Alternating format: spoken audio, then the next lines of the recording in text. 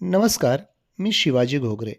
आज आपण जातोय अशा दरीत जिथे थंड वाळवंटात उंटाच्या पाऊलखुणा दिसतात आणि निळ्याभोर आकाशाखाली दोन नद्या एकत्र येऊन स्वर्गीय नजारा रेखाटतात. हीच आहे नुब्रा व्हॅली. लेहपासून उत्तर दिशेला जाणारा रस्ता की जो खारदुंगला पासवरून जातो.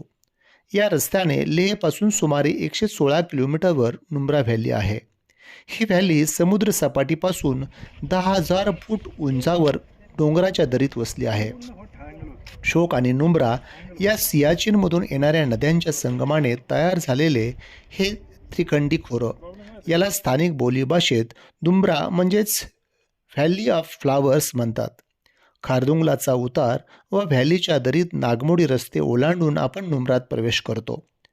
रस्ता रम्य पण उंचीमुळे आव्हानात्मक आहे. या प्रवासास 5 ते 6 तास वेळ लागतो.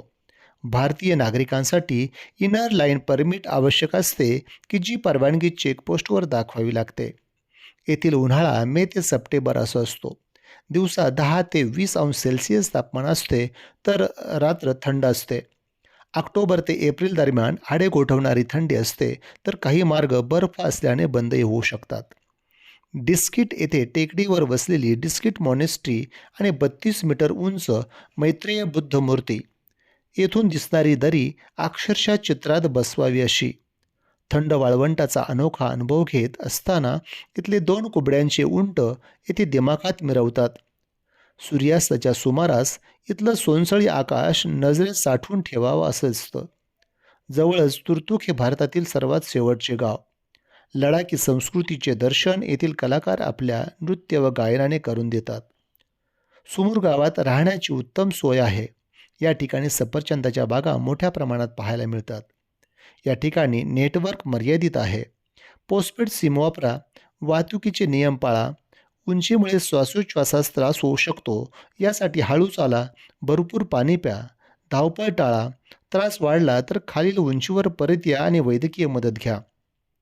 नुब्रा व्हॅली ही केवळ सफर नाही, ती आहे निसर्गाच्या विशालतेशी हात मिळवण्याची, शांततेच्या स्वरांना ऐकण्याची आणि सीमारेषेवरील आपल्याच लोकांच्या स्मितात भारत शोधण्याची संधी.